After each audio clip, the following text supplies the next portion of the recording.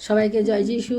আমাদের মহান প্রেমময় পিতা প্রভু যীশু খ্রিস্টের নামে আমি আপনাদের সবাইকে স্বাগত জানাই। আসুন আজকে রাত্রিতে আমরা ঈশ্বরকে ধন্যবাদ দিই এবং তার কাছে আমরা নিজেদের জীবনকে সমর্পণ করি, কারণ সারাটা দিন তিনি আমাদেরকে সুন্দর সুরক্ষা করেছেন। আসুন রাত্রিতে আমরা তাকে ধন্যবাদ দিই এবং তার বাক্য পাঠের মধ্য দিয়ে যাই।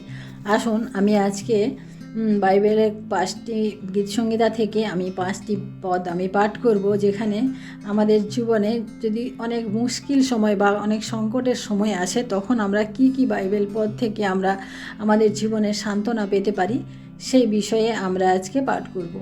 আমি পাঠ করি গীতসংহিতা তার 27 সংখ্যার 1 পদ। সদাপ্রভু আমার জ্যোতি, আমার পরিত্রাণ, আমি কাহা হইতে ভীত হইব।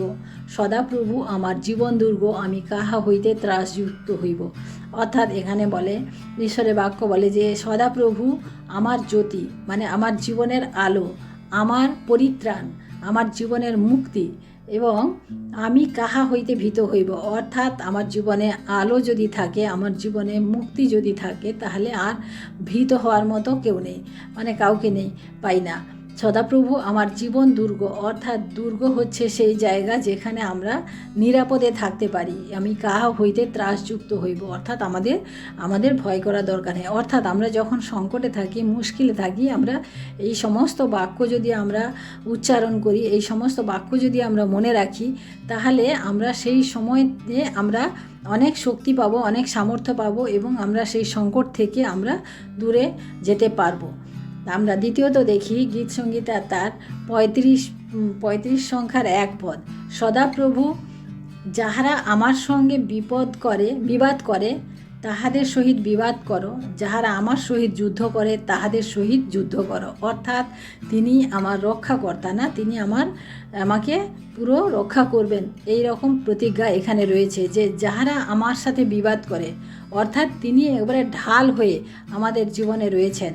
তার বাক্য এখানে আমাদিগকে তাই বলে। অর্থাৎ যারা আমাদের সাথে বিবাদ করে, ঈশ্বর তাদের সাথে তিনি যেন বিবাদ করেন, এখানে দাউদ বলছেন। এবং যাহারা আমার সহিত যুদ্ধ করে, তুমিও তাহাদের সহিত যুদ্ধ করো, আমার হয়ে তুমি তাহাদের সহিত যুদ্ধ করো। অর্থাৎ আমাদের ভয় পাওয়ার বা সংকটে আমাদের কষ্ট পাওয়ার, দুঃখ পাওয়ার কোনো কারণ নাই। আমরা তৃতীয়ত দেখি গীতসংহিতা তার 46-এর 1 পদ। ঈশ্বর আমাদের পক্ষে আশ্রয় ও বল, তিনি সংকটকালে অতি সুপ্রাপ্য সহায়।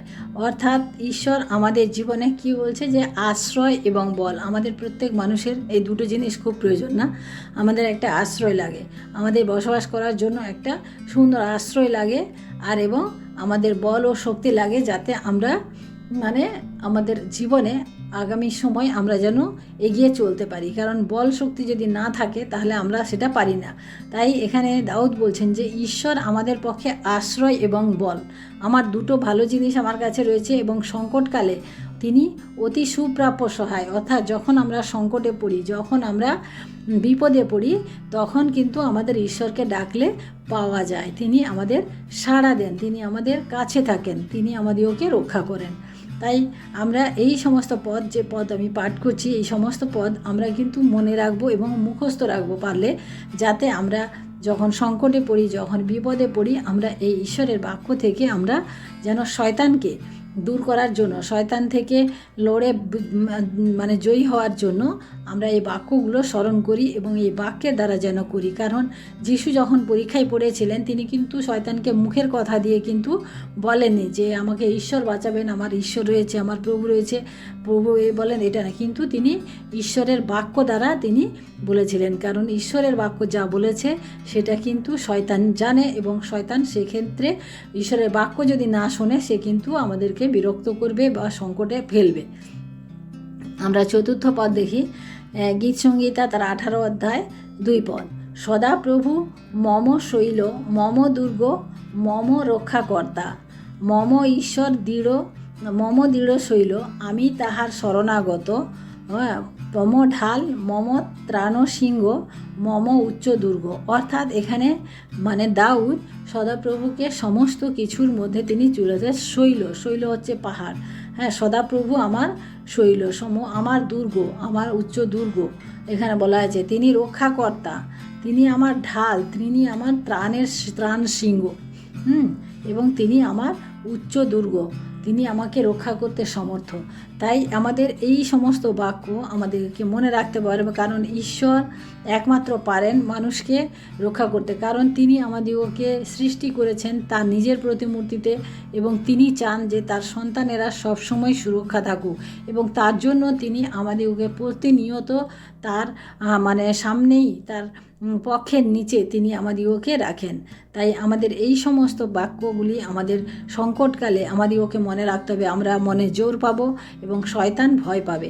তাই প্রিয় ভাই বোনেরা, আমরা আজকে যে সমস্ত বাক্য পাঠ করছি এই সমস্ত বাক্য আমরা যেন মনে রাখি। আমরা পরে দেখি 5 নম্বর পদে দেখি গীতসংহিতা 91-2 পদ, সদাপ্রভু আমার আশ্রয়, আমার দুর্গ, আমার ঈশ্বর, আমি তাহাতে নির্ভর করিব। অর্থাৎ আমার যত সংকট আসুক না কেন, যত বাধা আসুক না কেন, যত বিপত্তি আসুক না কেন, আমার আশ্রয় আমার সদাপ্রভু এবং তিনি আমার দুর্গ, এই কথা আমাদের ভুলে গেলে চলবে না। কারণ আমরা যদি তাহাতে নির্ভর করি তাহলে তিনি আমাদেরকে রক্ষা করবেন। আমরা যদি নির্ভর নাই করলাম তাহলে আর কে রক্ষা করবে?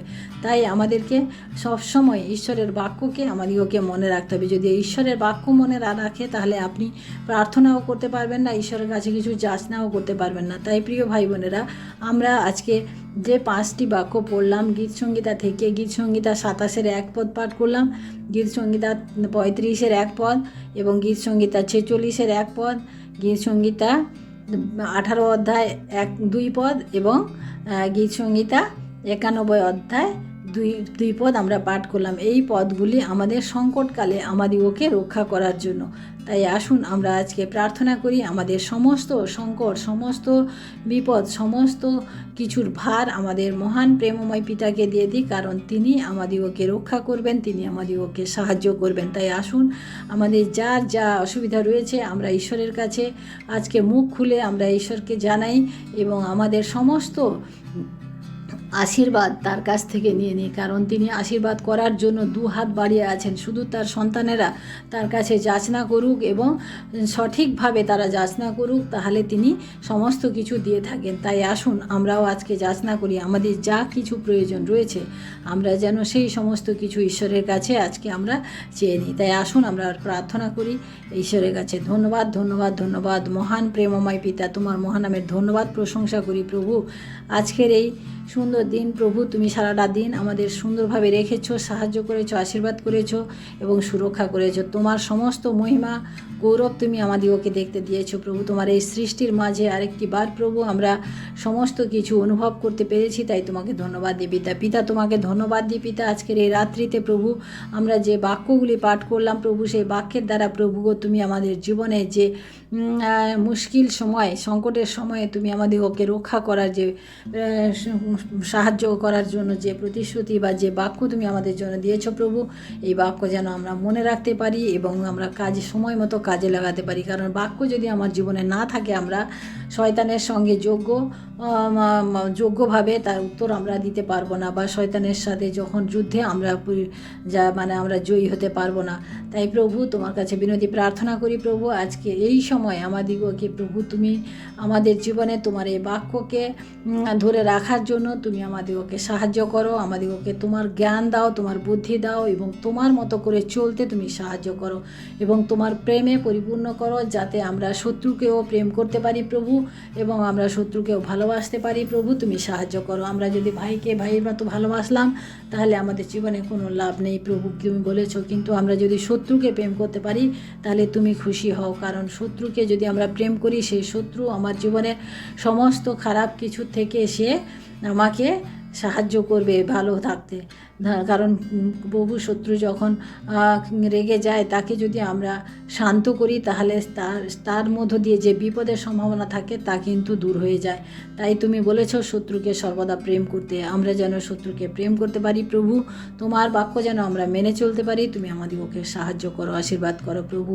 প্রভু আজকে রাত্রিভার তোমার হস্তে রাখি প্রভু। সমস্ত ভাই বোনকে তুমি সাহায্য করো, যাদের জীবনে সংকট রয়েছে, যাদের জীবনে খারাপ সময় চলছে প্রভু, প্রত্যেককে তুমি আশীর্বাদ করো এবং প্রত্যেককে তোমার বাক্যের দ্বারা প্রভু স্থির থাকতে তুমি সাহায্য করো এবং আগামী দিনে প্রভু যেন তোমার বাক্যের উপরে স্থির থেকে আমরা যেন এগিয়ে চলতে পারি আমাদের কাজে কর্মে, আমাদের সমস্ত কিছুর মধ্যে প্রভু আমরা তোমার বাক্যকে যেন দেখতে পাই প্রভু, কারণ তোমার বাক্য যদি আমার মধ্যে না থাকে প্রভু তাহলে আমরা এগোতে পারবো না আমাদের জীবনে, কারণ তুমি সেই একমাত্র মুক্তিদাতা ঈশ্বর, ত্রাণকর্তা ঈশ্বর শুধু নয় প্রভু, তুমি আমাদের প্রেমও করো প্রভু, কারণ তোমার প্রেম দিয়ে তুমি এই জগৎকে একদিন সৃষ্টি করেছিলে প্রভু এবং সেই প্রেম দিয়ে তুমি আমাদের সমস্ত পাপকে তুমি ক্ষমা করে কালভেরি ক্রুশে গেছিলে প্রভু। এবং প্রভু তুমি আমাদেরকে সেইভাবে আমাদের জীবনে তুমি রেখে গেছো, আমাদের জীবনকে তুমি এই জগতে যতদিন রেখেছো প্রভু আমরা যেন সেই তোমার প্রেমকে ধরে নিয়ে চলতে পারি, তুমি সাহায্য করো এবং আশীর্বাদ করো। সমস্ত মহিমা গৌরব প্রশংসা তোমাকে দিয়ে প্রভু আজকে রাত্রিভার তোমার হস্তে রাখি, আমাদের সব প্রত্যেককে তুমি আশীর্বাদ করো।